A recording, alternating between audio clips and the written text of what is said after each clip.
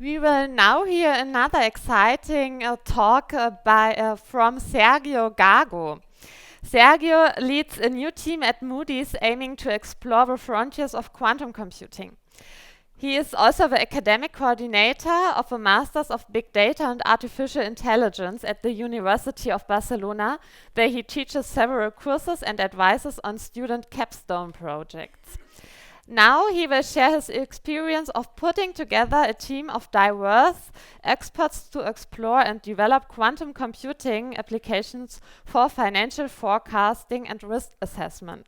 Without further ado, please welcome Sergio. Thank you very much.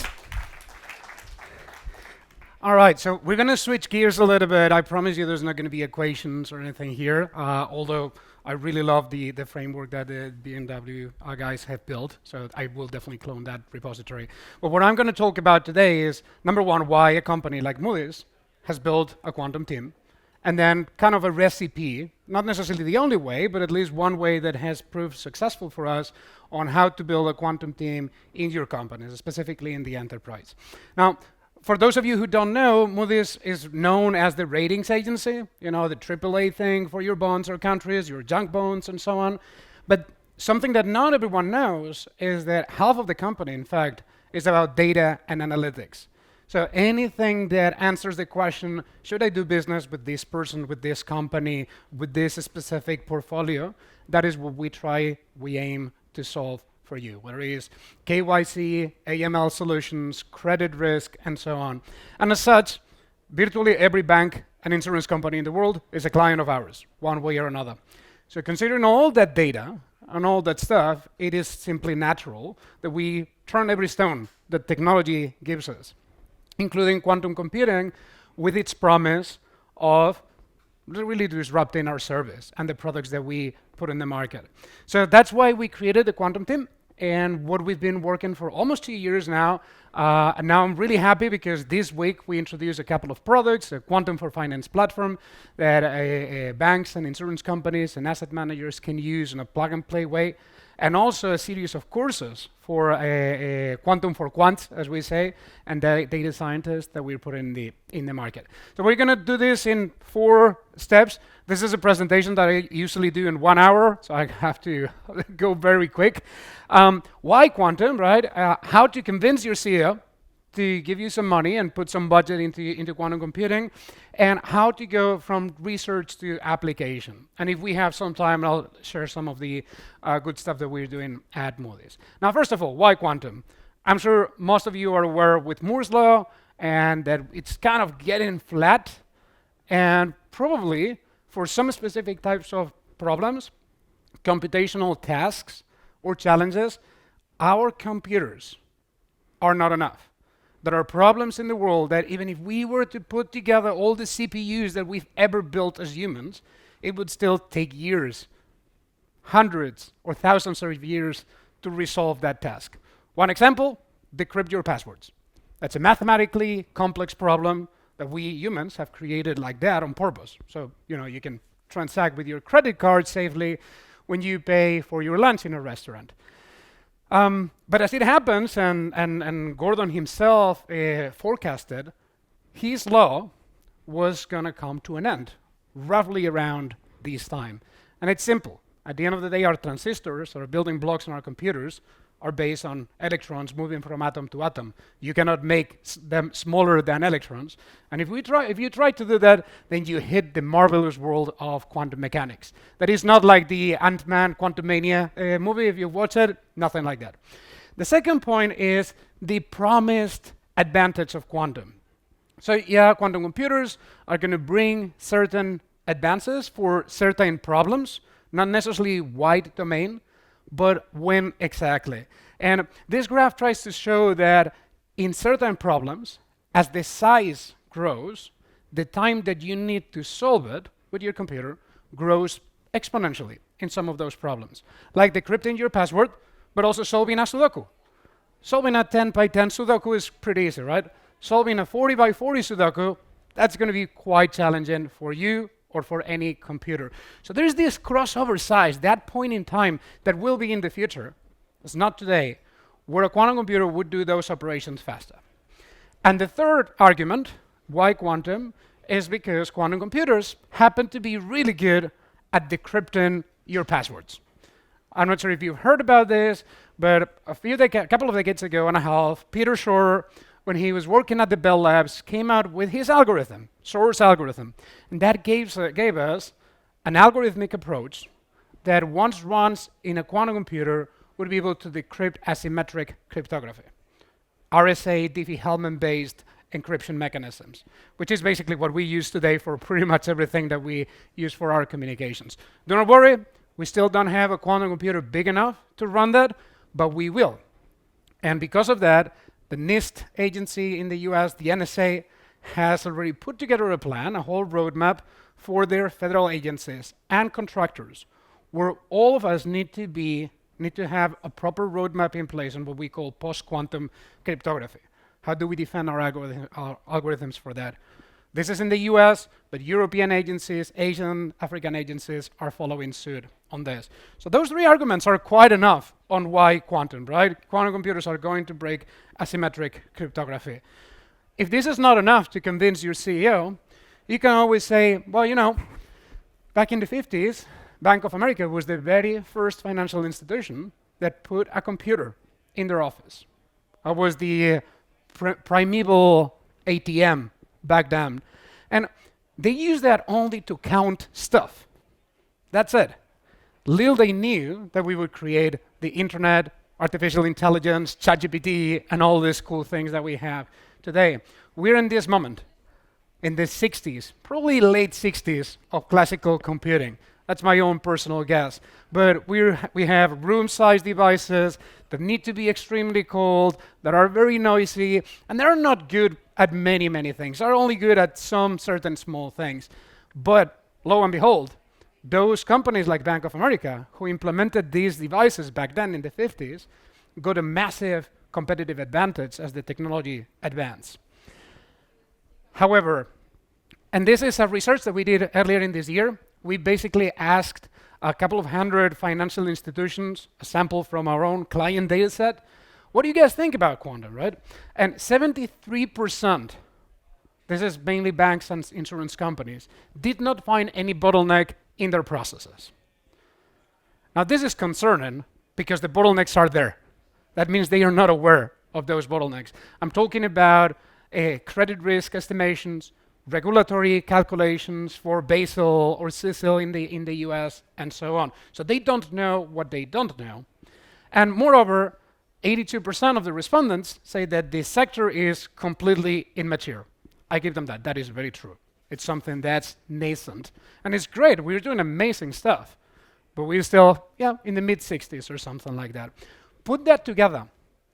Compare that with Bank of America, and what you get is a pretty good idea of why you should start now. And the third argument, linked with the NSA and NIST recommendations, if we don't have a quantum computer big enough to decrypt the internet, why should we bother? How many banks in the world would be okay with having the data of their customers leaked in 10 years from now? You think that would be a good idea? So one of the techniques that we have today, or that bad actors have today, is called harvest now and decrypt later. They can basically harvest all the data that's moving through the internet. They are doing that, we know that. But they cannot decrypt it. That's fine. Once they have a quantum computer that's big enough, they will be able to take all the data that flew through the networks today and decrypt it.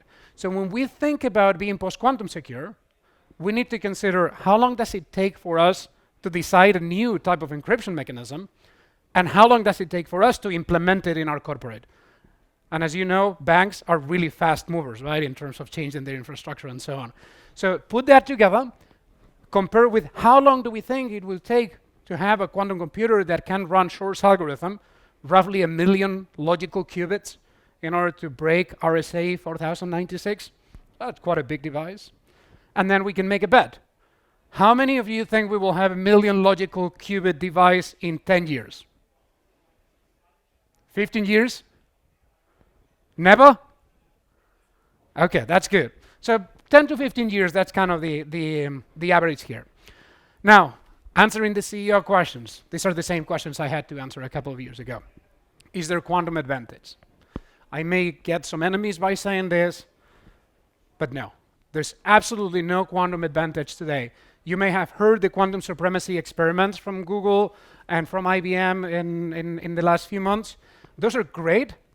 Those are needed, is what research needs to do. But those experiments serve for absolutely nothing. They're good experiments on sampling bosons and stuff like that. I can get into more detail with you later if you want. But they are not practical applications. It's fundamental for scaling up our devices. But there is no problem today that a quantum computer can solve better than a classical counterpart. So we're not starting with the right foot. When then will we have quantum supremacy or quantum advantage? Well, nobody knows, really. But what we know is that the concept of quantum supremacy as one point in time where suddenly everything changes and we all have quantum devices in our smartphones and whatnot is not going to work like that. It's going to be more like a gradual process where one specific challenge, one domain challenge, suddenly we'll have enough qubits that we will be able to solve it. Maybe in finite, but most likely in material science or pharma. So chemistry processes, condensed matter physics, and so on are the best candidates to find quantum advantage, and then other sectors will follow. So this is gloomy, right? There's no quantum advantage. We don't know when it will be. We can make our bets. My personal one is within the next 10 years, but it's a bet. It's not a scientific proof. So how do we convince our CEO to start investing today, right? And that's what I will try to explain in the next 10 minutes. But to summarize what I call the, pun intended, 3 commandments, everything that you do in quantum needs to have a Q. If you're a startup, it needs to have a Q. It's the law, right? Dirac said that, Feynman said that. Now we have to follow suit. Quantum computers will disrupt many industries, most likely yours. Sure, we don't know exactly one, but it will disrupt some of the use cases at the ground level. This means that your users are not necessarily the ones using the quantum computer. Things will happen automatically. Like when your products are in the cloud today, well, there's going to be processes, maybe running on your laptop, maybe running on the cloud, that will run on a quantum device. Almost like when you use a GPU in your laptop. You don't know what processes are in the CPU and which ones are in the GPU, right? So perhaps there are going to be some processes running on a QPU, kind of a coprocessor next to it. Getting up to speed is not easy. I mean, quantum mechanics is not necessarily your introduction to Python course. You need to know Python, but it's definitely not easy. So you need quite a few years to upskill your team, to identify the use cases, and to kind of bring quantum into your organization. And cybersecurity does not stop. As I've said, the NSA is going to be forcing US contractors very soon on having a post-quantum security program starting next year. So how do you define a quantum strategy? Getting kind of tactical. So the first thing you need is create quantum momentum. Now this is a Horizon 3 stuff, something that typically appears in innovation teams. And you need someone who's not necessarily a scientist, can be a scientist, can be a PhD in physics, but needs to understand the domain very well. It's going to be your champion, and this is the person that will run your team.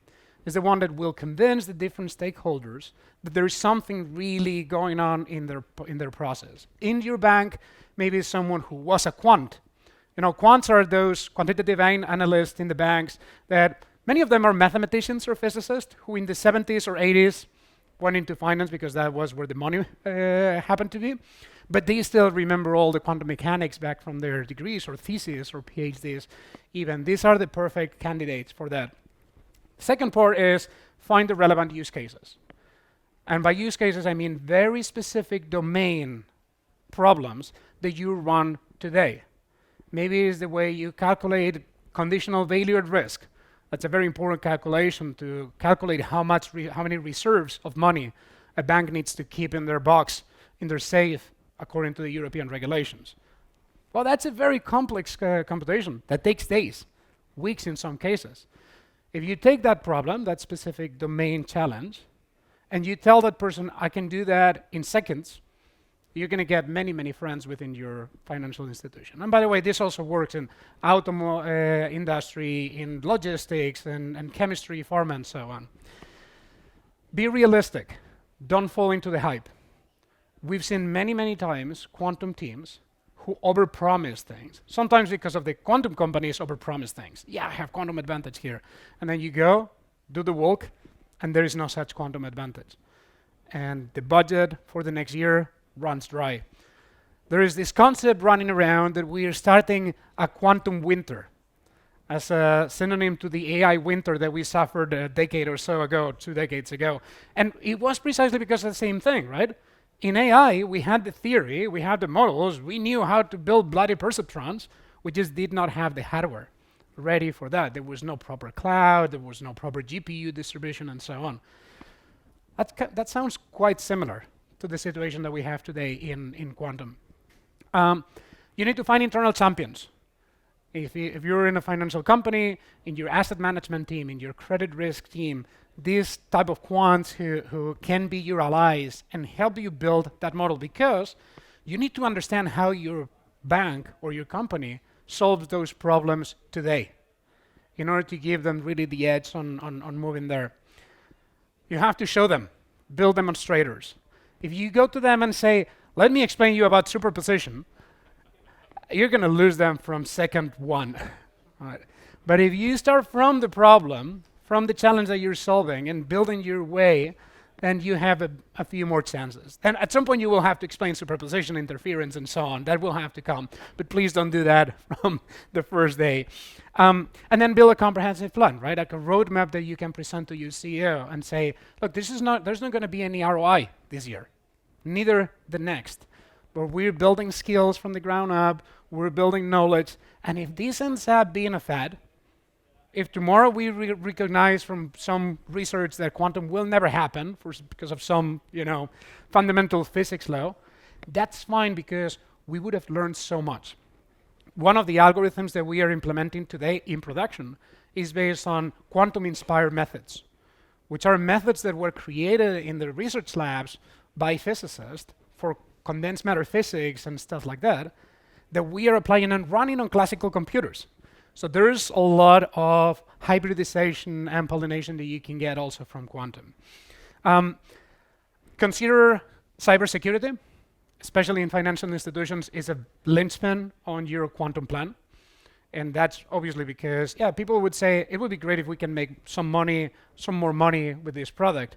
But if you tell them, it would be great if we could protect ourselves from some random hacker accessing all our data, usually resilience plans and cybersecurity takes the spotlight. So when you explain these things, try to match it with your specific cases. If your company has very complex computational challenges, most likely it would fit within one of these families, right? Either artificial intelligence, smart algorithms, HPCs and FPGAs like supercomputers and so on. So take those domains, those pillars, and then build explainers. As I said before, a Sudoku is a perfect NP-hard type of problem to explain. A traveler salesman, if you've heard about that, maybe organizing the wedding of your brother and how you sit your family members in the different tables. That happens to be a fantastic problem for a quantum computer. So try to take these super simple, almost idiotic cases, and then move them into something where you can connect the dots.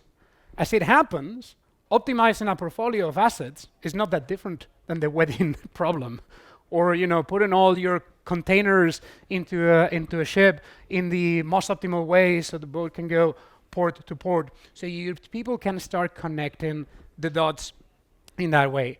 And I think I'm running out of time, so I'm going to skip over the Moody's case, but happy to talk to you about those afterwards. That kind of represents what we've been discussing before, and this is a list of use cases that we work after building the team, and the quantum platform that I mentioned before, that we launched just earlier this week, that is how to get quantum value today. And with that, Thank you very much for your attendance today. I know there was a fantastic panel on the other side with my friends at Terra Quantum, so I appreciate you being here and happy to answer all your questions. Thank you. Thank you, Sergio. We still have 1 minute. If there's any questions from the audience? Yes, please.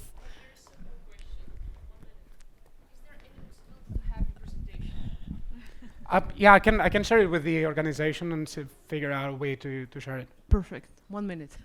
Or Great. you can reach out to me on LinkedIn, and I'm happy to share it. Okay, one more quick question. So, what's the killer app for our fintech? That is a really good question. We don't know yet, because everything that we're doing is trying to do the same thing that we do today classically, just faster or in a more accurate way or cheaper. The killer app will be when we turn that around and say, okay, now that we can do this, what is the next thing? I personally think that integrated risk is going to be the element, because today we cannot even think about computing that. When you add correlations between, risk, credit risk, systemic risk, supply chain, weather, and So maybe the answer is not just one thing, but multiple variables. You look at combine it. sustainability, risk, allocation. So it's a really complex problem, right? It's really complex, and I would think about it holistically. When you put together big data, AI, generative AI, quantum computing, and so on, that's where the magic begins. And who do you think is the most advanced in looking at exploring this at the moment? There's a few really good names out there that have large and very good and good quantum teams. JP Morgan, HSBC, Barclays, to name a few. We ourselves are kind of proud of what we're doing. But those are the main names. Out of there, everyone else is still trying to migrate to the cloud. So there's 2 levels, huh? It is. So you have Horizon 3 for in terms of innovation for quantum, Horizon 1.5 for kind of blockchain crypto, where people is still trying to find a problem for that solution, for that technology, and Horizon 0, generative AI, where everyone is scrambling together to bring ChatGPT-like things into the enterprise. Thank you. Okay, thank you. Thank you very much.